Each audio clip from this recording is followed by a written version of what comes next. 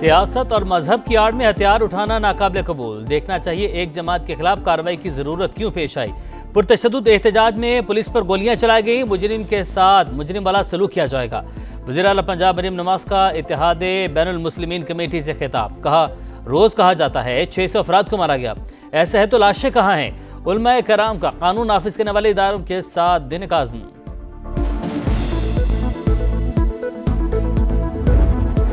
آزاد کشمیر میں in house تبدیلی کی کوششیں، پیپلز پارٹی نے نئے وزیراعظم کے لیے چودھری یاسین کا نام فائنل کر لیا۔ ذرائع کے مطابق منظوری بلاول بھٹو کے ساتھ اجلاس میں دی گئی۔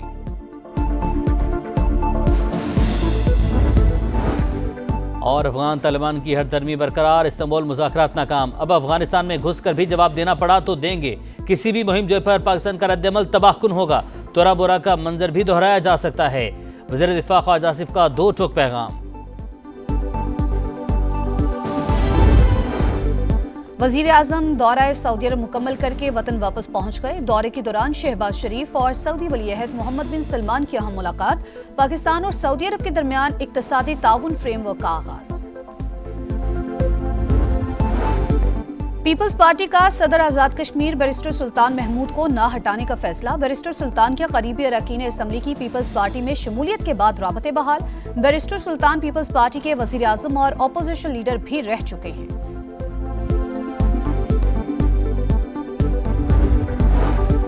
اور تجارتی معاہدہ، پاکستان نے امریکہ سے تیل کی درآمدات بڑھا دی، پہلی بار 10 لاکھ بیرل WTI منگوایا گیا۔ امریکی بحری جہاز ہب کے آئل ٹرمینل پر لنگر انداز، نومبر اور جنوری میں 10 لاکھ بیرل کے 2 مزید جہازوں کی آمد متوقع۔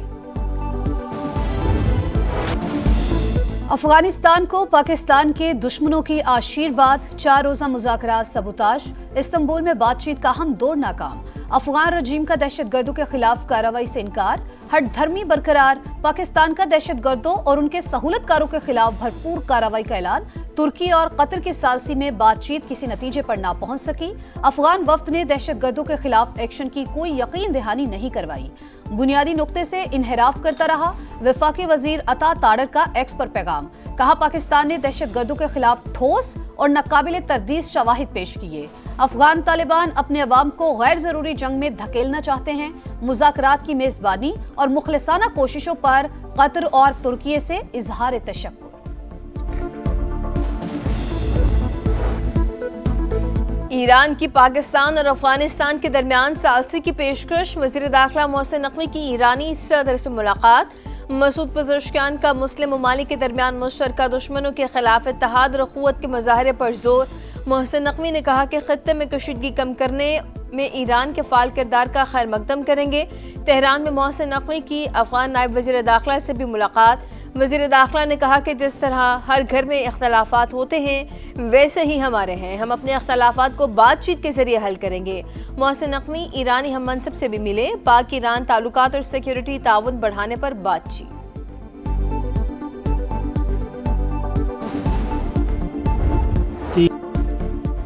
پاکستان کے وزیر اعظم اور فیلڈ مارشل شاندار شخصیات ہیں۔ فیلڈ مارشل عاصم منیر ایک بہترین فائٹر بھی ہیں۔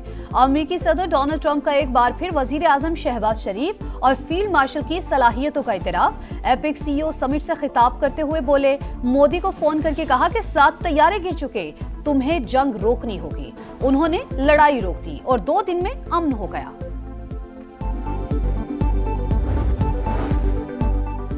پاک امریکہ تجارتی تعلقات میں بڑی پیش رفت، تیل کی درآمدات میں اضافہ، پہلی بار برنٹ اور عرب کروڈ سے ہٹ کر امریکی WTI خام تیل کی آمد، ملکی تاریخ میں خام تیل کا سب سے بڑا بحری جہاز پاکستانی بندرگاہ پر لنگر انداز ہو گیا۔ وزیر اعظم سعودی عرب کے کامیاب دورے کے بعد اسلام آباد روانہ، نائب گورنر ریاض نے الوداع کیا۔ دورے کے دوران شہباز شریف اور سعودی ولی عہد محمد بن سلمان سے اہم ملاقات، پاکستان اور سعودی عرب کے درمیان اقتصادی تعاون فریم ورک کا آغاز، توانائی، صنعت، کانکنی، IT اور زراعت کے شعبوں میں تعاون بڑھانے کا فیصلہ، تجارت اور سرمایہ کاری کے تعلقات مزید مضبوط بنانے کے لیے باہمی خواہش کا بھی اعادہ۔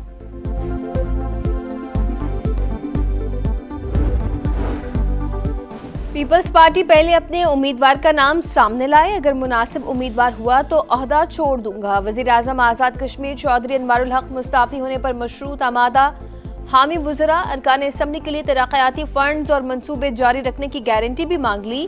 پیپلز پارٹی نے تحریک عدم اعتماد تیار کر لی، چودھری انوار الحق کے مستعفی نہ ہونے پر جمع کرائی جائے گی۔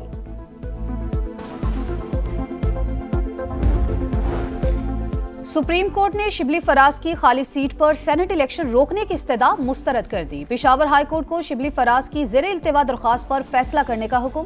سینٹ الیکشن میں مداخلت نہیں کریں گے، جب امیدوار نامزد کر دیا تو حکم امتناع کیوں مانگ رہے ہیں؟ جسٹس حسن رضوی کا استفسار۔ بیرسٹر گوہر کا کہنا ہے الیکشن کمیشن چیئرمین سینٹ کے ریفرنس کے بغیر کسی سینیٹر کو نااہل نہیں کر سکتا۔ امید ہے پشاور ہائی کورٹ میں کیس چلے گا اور ہمیں ریلیف ملے گا۔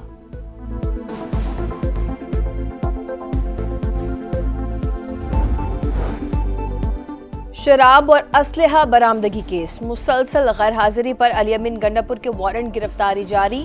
اسلام آباد کی ڈسٹرکٹ اینڈ سیشن کورٹ کا سابق وزیر اعلیٰ خیبر پختونخوا کو گرفتار کر کے پیش کرنے کا حکم، سماعت 11 نومبر تک ملتوی۔ وزیر اعلیٰ پنجاب سے امریکی قونصل جنرل اسٹیٹسن سینڈرز کی ملاقات۔ مریم نواز کی امریکی سرمایہ کاروں کو پنجاب میں شاندار مواقع سے فائدہ اٹھانے کی دعوت، کہا پاک امریکہ تعلقات افق کی نئی بلندیوں کو چھو رہے ہیں۔ وزیر اعظم کا حالیہ دورہ امریکہ باہمی تعلقات میں مزید استحکام کا باعث ہوگا۔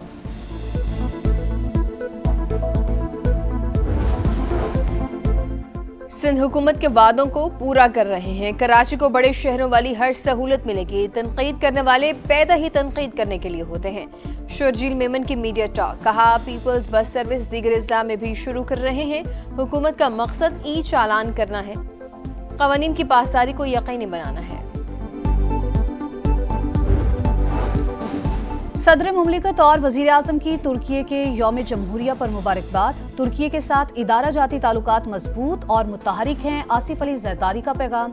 وزیر اعظم نے کہا تعلقات اسٹریٹجک شراکت داری کے نئے دور میں داخل ہو چکے، ترقی کے اس سفر میں ترکی کے ساتھ ہیں۔ وزیر اعلیٰ پنجاب مریم نواز ترکی کی ترقی اور خوشحالی کے لیے دعا کو۔ وفاقی وزیر مواصلات اور صدر استحکام پاکستان پارٹی عبدالعلیم خان کی بھی ترکی کے یوم جمہوریہ پر ترک عوام اور قیادت کو مبارکباد، کہا دونوں ممالک کے درمیان گہرا اعتماد اسلامی بھائی چارے کی روشن مثال ہے۔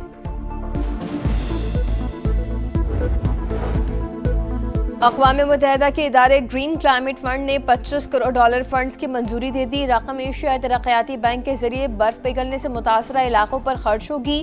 منصوبہ خشک سالی اور سیلاب کے خطرات کم کرے گا۔ ADB بھی 10 سال کے دوران مزید سرمایہ لگائے گا، اعلامیہ جاری۔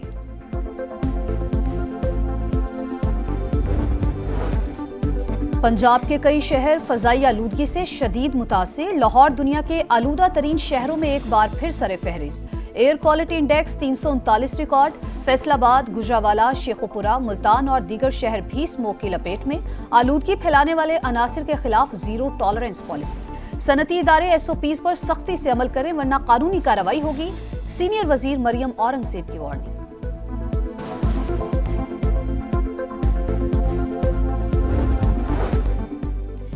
اسرائیل کا جنگ بندی معاہدے کی سنگین خلاف ورزیوں کے بعد سیز فائر کی بحالی کا اعلان۔ کئی گھنٹوں سے جاری بمباری سے 46 بچوں سمیت 104 فلسطینی شہید، اسپتال شہداء کی لاشوں اور زخمیوں سے بھر گئے۔